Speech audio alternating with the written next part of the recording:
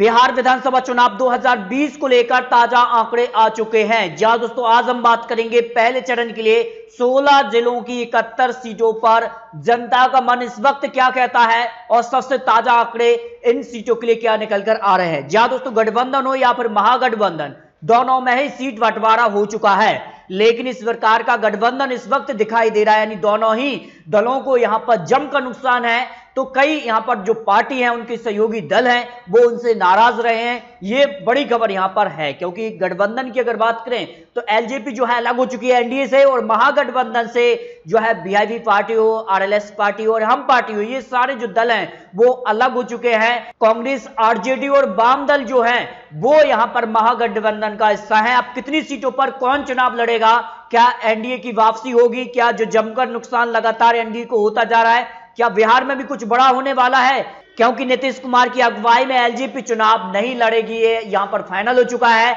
अब कितना नुकसान यहां पर नीतीश कुमार को एलजेपी की 143 सीटों पर चुनाव लड़ने से होने वाला है, इसकी जानकारी आखिर में आपको दिखाएंगे। 71 सीटों पर क्या कुछ ताजा आंकड़े निकलकर आ रहे हैं। सबसे पहले बात करते हैं एनडीए गठबंधन के लिए जो आंकड़े निकल कर आ रहे हैं और जो गठबंधन का स्वरूप बन रहा है। इनमें 121 सीटों पर बीजेपी तो 122 सीटों पर यहां पर जेडीयू चुनावी मैदान में उतरने वाली है। इसके अलावा जो महागठबंधन है उसमें भी इस वक्त फूट दिखाई दी है, और इस वक्त जो गठबंधन का स्वरूप है वो क्या कहता है। आरजेडी को सबसे ज्यादा 144 सीटें यहां पर चुनाव लड़ने के लिए मिली है, और वो यहां पर एमएम-वीआईपी पार्टी को अपने कोटे से सीट दे सकते, लेकिन यहां पर मुकेश सहनी वीआईपी पार्टी यहां पर प्रेस कॉन्फ्रेंस छोड़कर चले गए थे और नाराजगी उन्होंने साफ तौर पर बताई है और अकेले चुनावी मैदान में उतर रहे हैं। सीपीएम को 4, सीपीआई को 6 और सीपीआई माले को यहां पर 19 सीटें यहां पर महागठबंधन ने अपने जो है सीट शेयरिंग को यहां पर अंजाम दिया है। लेकिन पहले चरण की 16 जिले की 71 सीटों पर इस वक्त जो है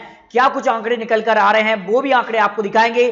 तो बिहार विधानसभा चुनाव 2020 के लिए अजहरुद्दीन ओवैसी क्या नीतीश कुमार को नुकसान पहुंचा पाएंगे या फिर कांग्रेस आरजेडी को नुकसान होगा। इसके अलावा अगर बात करें तो जिस प्रकार से यहां पर 143 सीटों पर चुनाव लड़ने की घोषणा यहां पर जेडीयू के खिलाफ एलजेपी ने कर दिया है, ये बड़ी खबर है। उसके बाद यहां पर जेडीयू के जो बड़े नेता हैं उनमें खलबली मच चुकी है। इसके अलावा जेडीयू की उम्मीदवारों की सूची भी जारी हो चुकी है। जहां दोस्तों यहां पर नामदा से कौशल यादव, इस तरह से जो है कई नाम सामने आ चुके, लगभग 50 नाम यहां पर जेडीयू से सामने आ चुके हैं। बिहार विधानसभा चुनाव 2020 के लिए जेडीयू की तरफ से जो बड़े नेता हैं उनको यहां पर सिंबल दे दिए गए हैं। इसके अलावा अगर बात करें तो आरजेडी ने इन बड़े नेताओं को यहां पर सिंबल दिए, जिसमें अगर भोजपुर से यहां पर जगदीशपुर से सिटिंग विधायक राम यहां पर विशुन को यहां पर टिकट दिया है। इसके अलावा लोहा से सिंबल दिया गया है। शाहपुर से सिटिंग विधायक राहुल तिवारी, संदेश से फरार विधायक अरुण यादव की पत्नी करण देवी को चुनाव में उतारा है।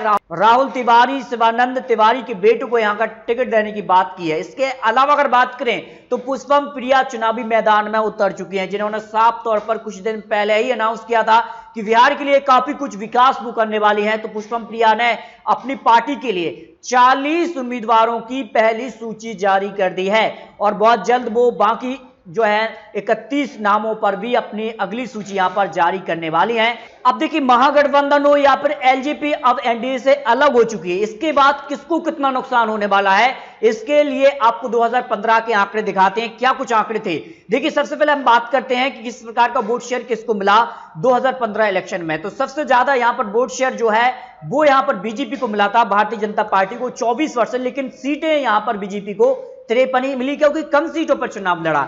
और अगर इस वक्त जो है बीजेपी ज्यादा सीटों पर अब चुनाव लड़ने वाली, क्योंकि एलजेपी अलग हो चुकी है, और जेडीयू यहां पर कितनी सीटों पर चुनाव लड़ेगा इसकी भी जानकारी आपको दे दी गई है। और यहां पर बात करें 16% जो है जेडीयू को यहां पर वोट शेयर मिला, 18% यहां पर आरजेडी को, कांग्रेस को यहां पर 6.7%, तो भारतीय जनता पार्टी 24 और एलजेपी को 4.8% वोट शेयर मिला।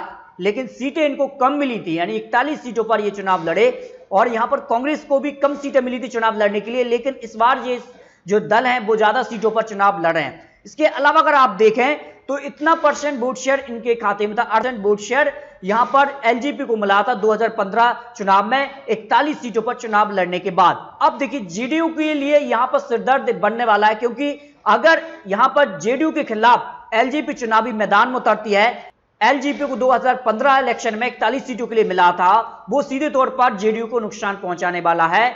ये बड़े सर्वे में यहां पर जानकारी निकलकर सामने आ रही है। सीधे तौर पर यहां पर जेडीयू को ही नुकसान होगा, क्योंकि साफ तौर पर उन्होंने कहा है कि वो बीजेपी के खिलाफ ना होकर यहां पर जेडीयू के जो यहां पर एमएलए चुनावी मैदान में होंगे उनको यहां पर टक्कर देने के लिए 143 से यहां पर उम्मीदवारों का अनाउंस करने वाली है। इसके अलावा अगर बात करें, हिंदुस्तान अवाम मोर्चा भी अब कह सकते हैं कि ज्यादा यहां पर सीटों की मांग के चक्कर में यहां पर महागठबंधन से अलग हो चुके हैं। इसके अलावा अगर बात करें तो यहां पर आरएलएसपी पार्टी भी जो है वो महागठबंधन का हिस्सा नहीं है। कई दल जो है महागठबंधन से भी अलग हो चुके हैं, इससे उनको भी नुकसान होगा। ये बड़े सर्वे में यहां पर जानकारी है। बात करते हैं 243 सीटों के लिए पहले चरण के लिए जो मतदान होना है वो 28 अक्टूबर को होना है, और 28 अक्टूबर में 16 जिलों की 71 सीटों पर वोटिंग होने वाली है।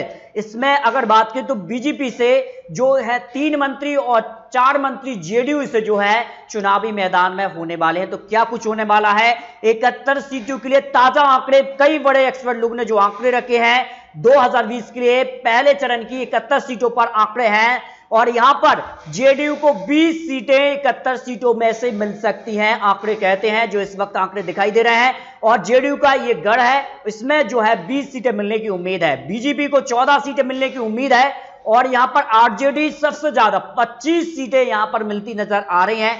तो कांग्रेस को 8 सीटें मिलने की उम्मीद इस वक्त दिखाई दे रही है। एक सीट एलजेपी को हो सकता है एक भी ना मिले, क्योंकि अकेले चुनावी मैदान में उतरने वाले हैं। हिंदुस्तान अवाम मोर्चा पार्टी यहां पर मिल सकती है, उनको एक सीट मिलने की उम्मीद है, और एक सीट निर्दलीय के खाते में जा सकती है। वीआईपी पार्टी और यहां पर आरएलएस पार्टी को एक भी सीट इन 71 सीटों में मिलने की उम्मीद दिखाई नहीं दे रही है, जो यहां पर आंकड़े हैं।